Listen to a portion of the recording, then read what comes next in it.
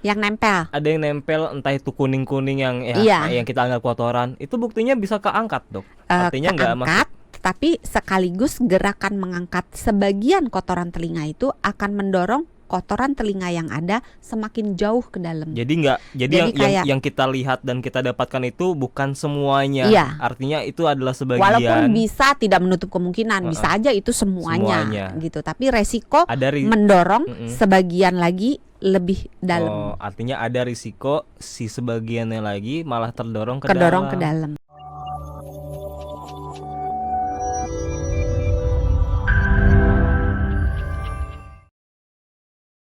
Ya. Kalau saya baru tahu ternyata kuping itu bisa membersihkan sendiri ya. Iya, self cleaning sendiri. Tapi saya penasaran, Dok. Dia kan udah bisa membersihkan sendiri, tapi kalau untuk orang yang suka atau rajin menggunakan cotton bud dikorek untuk mengeluarkan kotorannya, apakah masih bisa itu si telinganya melakukan self cleaning?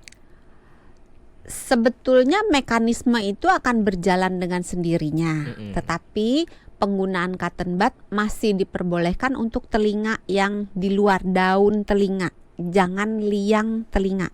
Di luar daun telinga. Daun telinga cuma di sininya doang nih, yang biasa tempat anting, yang biasa dijewer sama makmu dan makku juga. Mak zaman dulu, kalau anak sekarang kan udah nggak pernah dijewer ya. Kalau anak zaman dulu kan sering dijewer.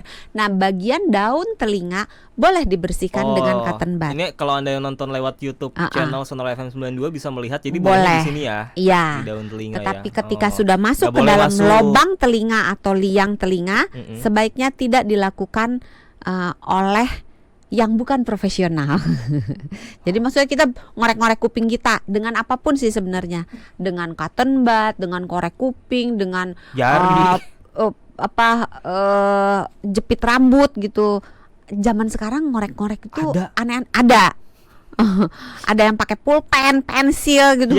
Iya, aneh-aneh memang netizen sekarang gitu kan. Jadi tidak boleh memasukkan benda apapun, termasuk jari kita, ke dalam liang telinga.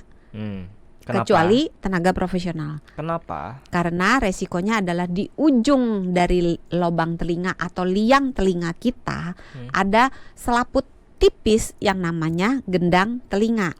Alias membran timpani. Roma Irama tuh suka di situ ya kan. Iya, main gendang. Iya. Ayo coba gimana lagunya, jangan begadang. Judi. Sekarang udah bukan judi, juda. Ada gendang telinga. Ya. Kenapa itu? Gendang telinga itu sebetulnya selaputnya tipis, sehingga kalau kita korek terutama dengan benda yang padat, yang tajam, itu bisa berpotensi melukai atau membuat gendang telinga ini jadi bolong. Pertama itu.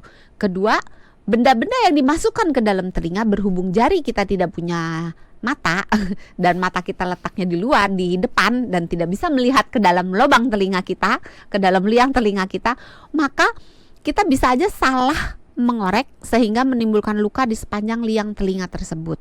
Sebagaimana luka, potensi infeksi akan meningkat kalau ada luka.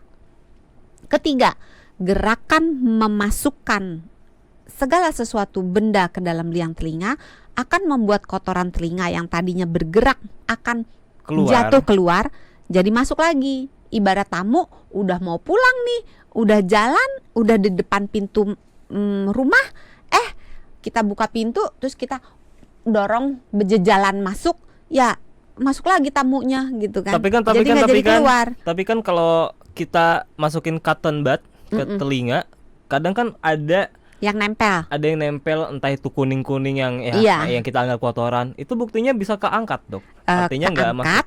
Tapi sekaligus gerakan mengangkat sebagian kotoran telinga itu akan mendorong kotoran telinga yang ada semakin jauh ke dalam. Jadi yang kita lihat dan kita dapatkan itu bukan semuanya. Iya. Artinya itu adalah sebagian. Walaupun bisa tidak menutup kemungkinan, bisa aja itu semuanya. Gitu. Tapi resiko mendorong sebagian lagi lebih dalam. Artinya ada risiko si sebagiannya lagi malah terdorong ke dalam. Kalau terdorong ke dalam, alhasil susah untuk dikeluarkan. Makin susah kan, jaraknya makin jauh. Untuk self cleaning kan harus ngeluarin self cleaning harus ke arah Luar. daun telinga, bukan ke arah gendang telinga.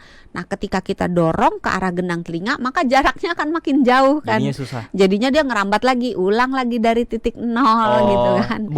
Artinya bukan berarti nggak akan keluar, akan tetap keluar tapi lama gitu. Tergantung kalau misalnya dia menjadi padat, karena kalau didorong dengan cotton bud, lama-lama kan kalau didorong lagi, baru mau keluar tambah lagi, lama-lama dia akan memadat kan, jadi Oke. mengeras.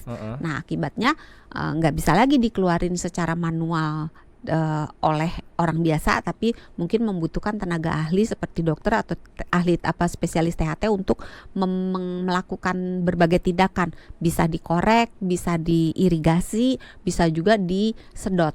Oh, jadi ibaratnya kalau pipa air mah jadi tersumbat gitu ya Iya, lama-lama. betul. Dan potensi gendang telinga rusak juga ya. Iya. Karena kalau gendang telinga rusak ya udah, tapi tidak akan berfungsi dengan baik si telinga itu ya. Iya, agak-agak pendengarannya akan menurun sedikit di telinga tersebut. Baiklah.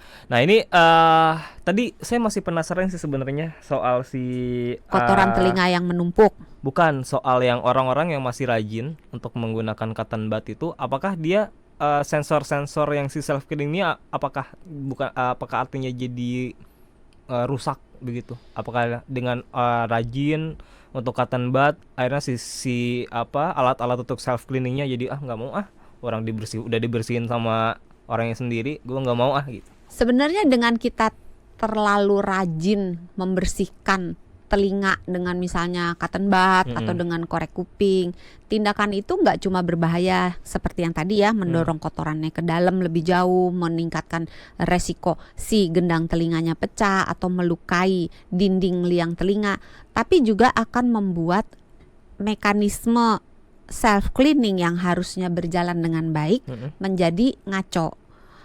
Karena gini, kalau terlalu sering dibersihin berarti lapisan liang telinga yang mengandung anti mikroba, anti jamur kan jadi terkikis. Terus rambut-rambut halus yang ada di sekitar gitu, di sekitar liang telinga dan daun telinga bisa aja jadi menipis, kecabut atau rusak. Padahal semua hal itu dibutuhkan untuk mekanisme self cleaning. Belum lagi kulit-kulit yang ada di liang telinganya akan menjadi sensitif, akan menjadi tipis karena kebanyakan dikorek-korek gitu. Jadi karena sehingga akan timbul malah keluhan yang telinganya jadi gatel. Nah, karena gatel orang pikir kotor. Padahal sebenarnya itu terlalu bersih yang berlebih-lebihan gitu.